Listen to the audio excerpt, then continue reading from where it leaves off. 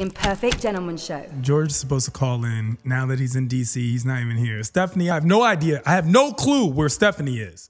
No clue. Like, is she in England? Is she in Australia? Is she in Moldor? I don't know. I don't know where Stephanie is, right? So it's me, Martin. Martin's in the building. Martin's doing all. Thank you, Martin. In case, and by the way, anybody out there in the world that needs a sound guy, sound engineering, audio engineering, Martin is a do-it-all, just to let you know. So there's always room for work for him. John's in the building. John, of course, is a producer and he does our boards. But he's also one of the more opinionated of the crew. Like every now and then he'll drop a little gem. So I'm gonna need John because like letting me have the mic by myself is very dangerous. We all know that. We know that. You know that. We all know that. Dash has sent John several emails regarding it. I mean, the thing is, Imperfect Gentleman each and every week, Wednesdays on iTunes, Tuesdays, we are live at Dash Radio at 1 p.m. Here's the thing about going live. Going live means that anything can happen at any given time, and things can get said that we cannot go back and take back. And it's said, it's put out there. That's the age we live in. We live in the age of social media. When you put something out there, you can no longer PS it. It is there. It is out. So for anyone I've offended in the past, I'd like to apologize. Per my contract here with Dash, I'd like to make sure that everyone understands that I apologize. I do not mean to be offensive.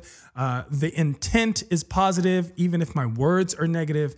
And I'm going to be a lot more conscientious and careful in the future as we go along, because I do want to better myself as a person. Like, I want to better myself as a person. I want to better myself as a show host. I want to better myself, and I want to better the world, to be honest. So I'm gonna be very careful. I'm gonna be very careful. Fuck, shit, pussy, anal, take that. How about that, guys? How about you guys do that? How about no one can censor me? How about that? How about I'm uncensorable, okay? I'm the uncensorable, impeccable, impenetrable, because you cannot penetrate this wall of greatness that I have, Tehran Von Gosri, alongside nobody, because there's nobody here today except for me, my crew, Martin. I'm one deep with Martin and my man John.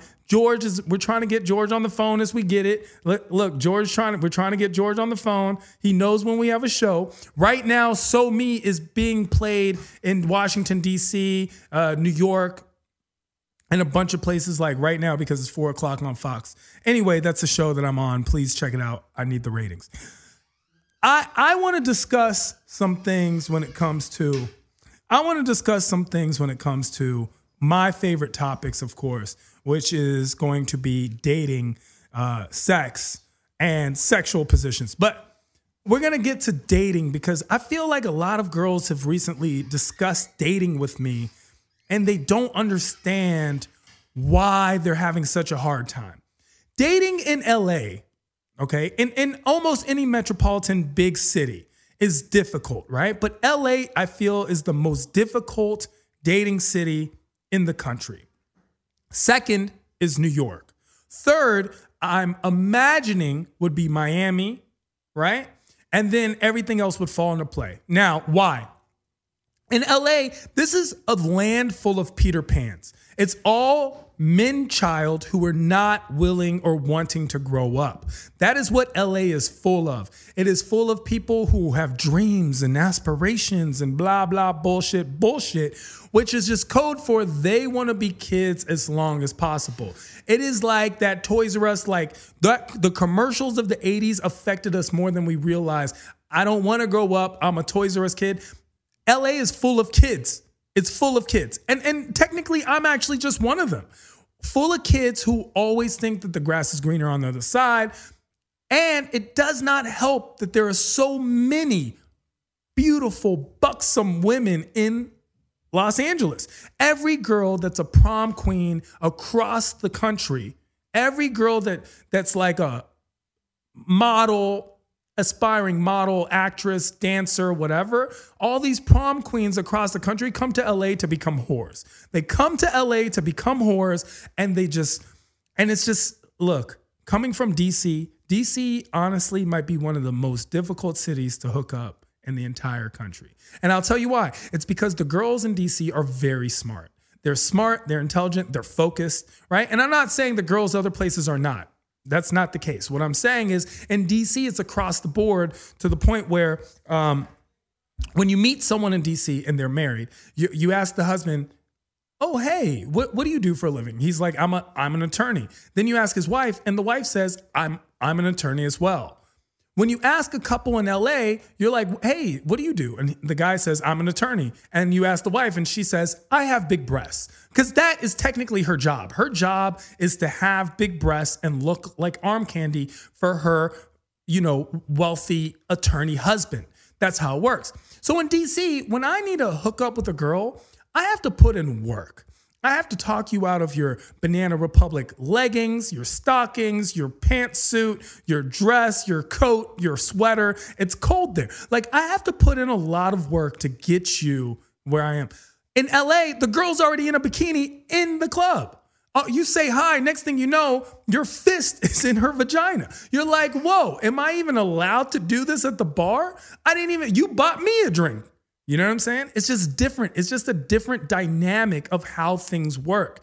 And I really feel like on the East Coast in general, men have to learn how to use that tongue game. And I don't mean oral. I mean the tongue game as in not just do guys need to learn how to eat the vagina, but they also need to really learn how to talk to girls. Because girls on the East Coast, it's just a fast-paced way of life out there. It's like everything is like boom, zoom, quickness, right?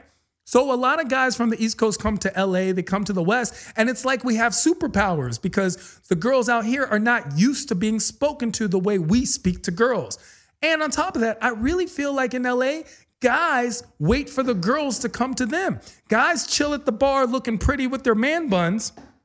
And then girls have to make eye contact and make that effort. A lot of guys in LA really just don't have game. And I don't mean LA guys, because LA is a city of transplant. This is the city of angels, but it's angels from the worst parts of everywhere that come here to Sodom and Gomorrah. We come here to hell, right? So LA is that city where we all transplant here, and there are LA natives who, if I was an LA native, I would hate us too. I would hate us too because we've just brought nothing but misery and strife onto this city and made the prices go up tenfold by being able to going out of our way and living, roommate deep into these apartments.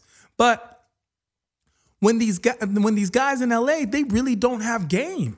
I've really realized a lot of good-looking guys don't have game. I have been there when good-looking guys, I'm talking about these are good-looking guys, cannot spit or kick any game to girls. Basketball players remind me of that all the time. Basketball players are a lot of guys who have no identity outside or off the court. They have to carry the basketball with them, and they'll talk to a girl, and next thing you know, they're juking while they talk because they're used to that, and they have no identity outside of being cool basketball players. And it actually makes me think about the type of girl that they get, because I feel like that girl is a little shallow because she's only going after the basketball player or the football player. Now, once again, because there's been a big problem when I say all people, everyone thinks, oh, well, no, even in statistics, right? If there's an outlier, if there's one statistic that doesn't fit the major pattern, they just throw it away. They don't average it in. It'll throw off the average. So clearly when I say all, I don't mean all, but I do kind of mean all, right? So guys in LA really don't have game.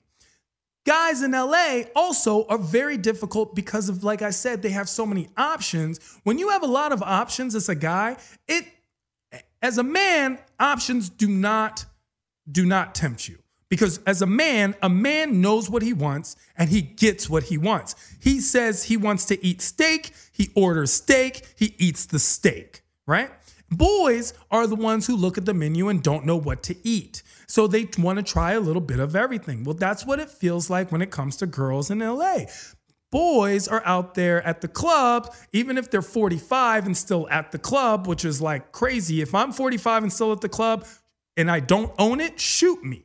You know what I'm saying? If I'm 45 and I'm at a club and I'm not working there, something's wrong with my life. Somewhere I have gone wrong. And I'm not saying, hey, went out once.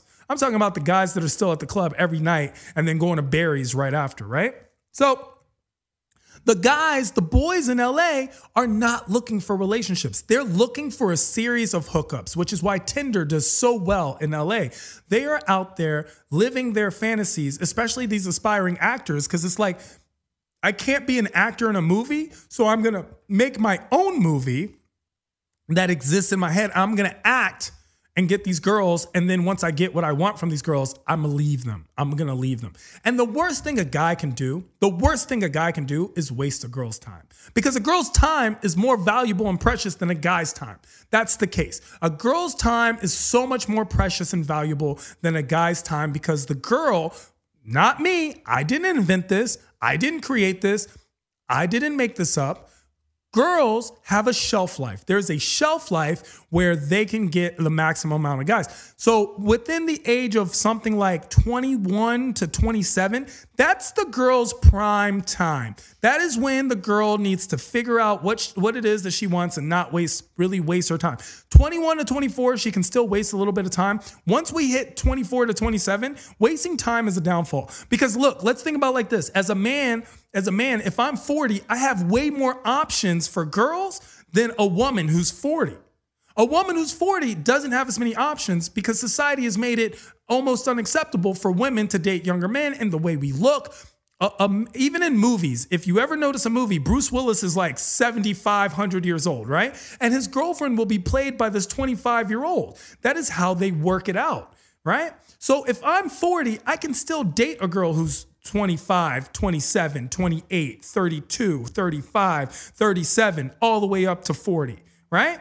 But if I'm a 40-year-old woman, my pool has now just become 45 and up year old men, like 55 to 45-year-old men. That's what my pool is, right? And that limits it because now you're looking at a man who's probably married and had a kid and then got divorced, maybe still married, which is why all that infidelity occurs. A man who's like, if he's still single at that age, what was wrong with him to begin with, right? There's something, he's difficult. And when you get older, you become more set in your ways. George always talks about this, is that when you get older, you become more set in your ways. You're less amicable and less amiable to change, right? So in that context, as a 40-year-old man, I have way more opportunities to still date than a 40-year-old woman. So that shelf life of when I look the best, my career is going the best from 21 to 27, that key phrase 24 to 27 age, right? That's the best time. And if you're a guy wasting that girl's time, you're a piece of shit. You're a piece of shit because she's now going to have to settle. And no one wants to settle. No one wants to settle. You have a checklist. You have a list of all these things that you want and that you need. And the thing is, people don't want to settle. And it's tough. It's tough because love is never easy. And now we're in LA where it's a city of boys who just love to waste girls' time. And no one ever talks about this. No one ever wants to talk about this. But here in Perfect Gentleman, Tehran the Don is talking about this shit because it's so real. I see it all the time. I see it when my comedian friends and my actor friends come up to me and they tell me about how many girls they've hooked up with the last week. It's like, bro, first of all, you have herpes. Second of all, right? Because if you're hooking up with a one-night stand girl and she, oh my God, I've never done this before. Listen, Mike, okay? You don't have magic dick, my dude. You know what I'm saying? You have average Caucasian white boy dick that pees on its balls every time you go to the freaking toilet. All right? Let's be real, Mike. All right? So here's the reason I say that. It's because your magic dick isn't what magically made her whore herself out tonight. Okay? Maybe 1 out of 10 girls, it just happened. But those other 9, or at least 8, 80% of those girls are just girls who do this often. And guess what? When you are sexually promiscuous often, you're a lot more likely to catch an STD and transfer that STD, which is crazy to me.